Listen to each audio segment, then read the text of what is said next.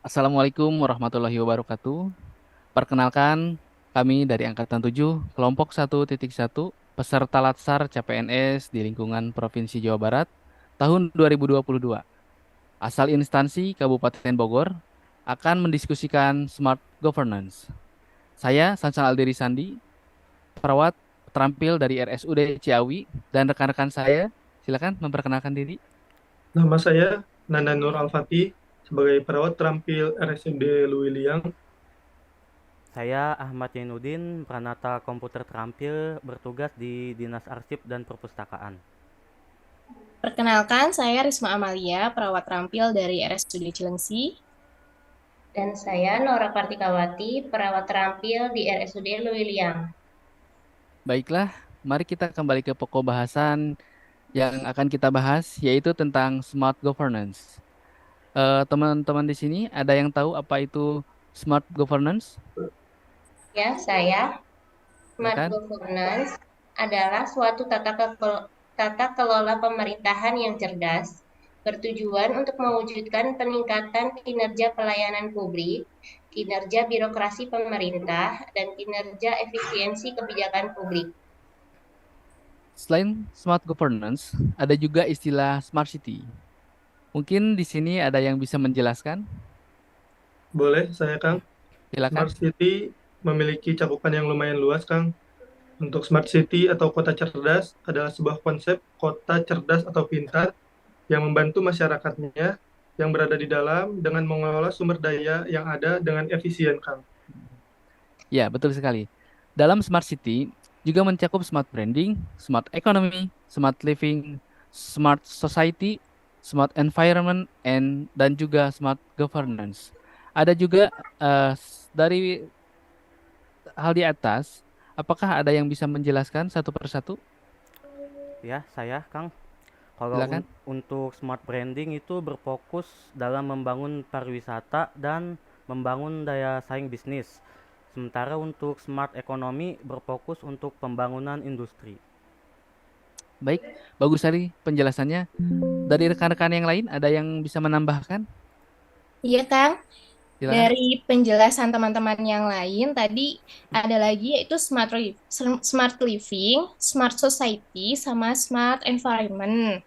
Kalau smart living itu berfokus pada jaminan kesehatan dan membangun transportasi.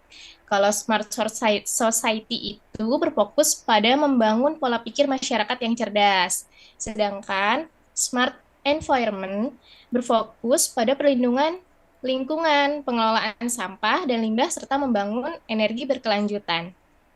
Nah, menurut rekan-rekan, dari pemerintah, apa sih yang harus dikembangkan atau untuk melakukan eh, peningkatan pada smart governance?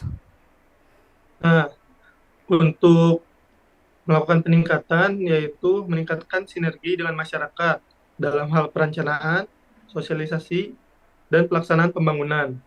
Melaksanakan perbaikan secara kontinu, menerapkan sistem satu data yang terbuka, lengkap, dan juga akurat. Mengoptimalkan penerapan dan pengembangan sistem pemerintahan berbasis elektronik seperti SPBE, Kang. Baik, tadi Kang Nanda menyebutkan tentang SPB ya. Nah, sekarang dari rekan-rekan ada yang bisa menjelaskan tentang SPB itu? Baik, saya Kang. SPBE itu merupakan salah satu upaya mewujudkan smart governance. SPBE sendiri merupakan singkatan dari Sistem Pemerintah Berbasis Elektronik. Nah, kita sudah tahu tentang SPB itu sendiri. Tapi kita di sini belum tahu nih tentang tujuan dari SPBE ini. Dari rekan-rekan mungkin ada yang bisa menjelaskan tentang tujuan dari SPBE itu sendiri? Ya, tujuan dari SPBE yaitu untuk mewujudkan tata kelola pemerintahan yang bersih, efektif, transparan, dan akuntabel, serta pelayanan publik yang berkualitas dan terpercaya. Iya, saya menambahkan sedikit ya, Kang. Silakan. Dengan SPBE menekan tingkat penyalahgunaan kewenangan seperti kolusi, korupsi, dan nepotisme. Karena di zaman digital ini semua lebih jelas dan transparan. Oke, baik. Kita udah mengetahui pengertian tentang SPBE dan tujuannya. Nah, sekarang dari rekan-rekan, apakah ada yang bisa mencontohkan mengenai penggunaan SPBE itu sendiri dan realisasinya seperti apa? Boleh, saya Kang. Silakan kan. Untuk di Bogor, kita memiliki Si Cantik Kabupaten Bogor. Merupakan aplikasi real time untuk mengukur kehadiran pegawai di kantor maupun luar kantor dengan memanfaatkan teknologi GPS. Jadi, kita tidak bisa mengakali aplikasi tersebut. Nah, caranya Mm. itu memiliki skema presensi yang ditampilkan meliputi kehadiran pegawai di kantor dan luar kantor menggunakan GPS, pengajuan dan persetujuan atasan dalam ulasan dinas luar, laporan presensi personal dan unit kerja, dan aplikasi ini PNS dan atau ASN bersangkutan dapat mengukur kinerja pegawai meliputi sasaran kerja pegawai dan perilaku kerja pegawai yang disinkronkan dengan data presensi pegawai, data penyerapan anggaran, data output kinerja pegawai yang tersedia. Oke, oke. Dari teman-teman mungkin dari instansinya masing-masing ada yang bisa mencontohkan atau memaparkannya juga? Baik, mungkin dari tempat saya kerja ya, di RSUD Luiliang. Di RSUD Luiliang menerapkan Si Abah, yaitu sebuah aplikasi untuk absensi. Awal munculnya Si Abah yaitu pada saat pandemi COVID-19. RSUD Luiliang mengantisipasi bagaimana caranya agar pegawainya tetap disiplin dan untuk meminimalisir penyebaran COVID-19. Karena kalau dengan menggunakan mesin Oke. fingerprint Mm. digunakan secara bersamaan dan sering terjadi kerumunan dalam mengantri absen. Untuk itu hadirlah Si Abah, yang singkatan dari Sistem Informasi Absen dan Kehadiran.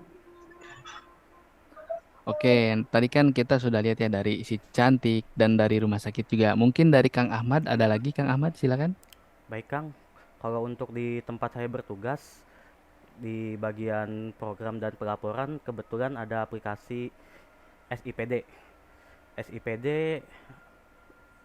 yaitu sistem informasi yang membantu penyediaan data, informasi pembangunan daerah, penyusunan perencanaan, dan evaluasi pembangunan secara elektronik yang pelaksanaannya dilaksanakan oleh pemerintah daerah secara nasional. Salah satu fungsi untuk Mm. SIPD yaitu untuk mengoptimalkan pengumpulan, pengisian, sama evaluasi dan pemanfaatan data untuk pembangunan daerah. Oke, oke. Nah, dari aplikasi-aplikasi tersebut, apakah dari rekan-rekan ada yang mengalami hambatan-hambatan atau kesulitan dalam penggunaannya? Iya saya Kang, saya pernah tuh mau upload SKP karena hari terakhir kali ya banyak yang akses. Mm. Jadi si cantiknya tuh down, jadi susah gitu aksesnya. Oke, ya sih. eh, Kemarin-kemarin juga saya juga sama mengalami hal tersebut.